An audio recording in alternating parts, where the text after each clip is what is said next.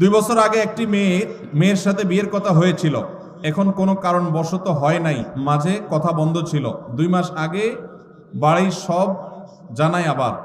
এখন ফ্যামিলি ভাবে কথা হয়, খোঁজখবর নিয়ে আব্বা রাজি না এখন, কিন্তু মেয়ে নাকি আমাকে এখন খুব পছন্দ করে। আমি সব জায়গা থেকে ব্লক দিয়েছি তাকে কষ্ট দেয়াতে এখন কোনো গুনাহ হবে কিনা আমার?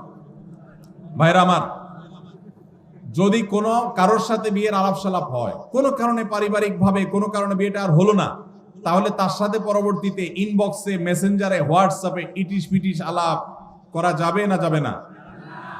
যদি করেন তাহলে সেটা হবে জেনা। সেটা হবে কি? জেনা।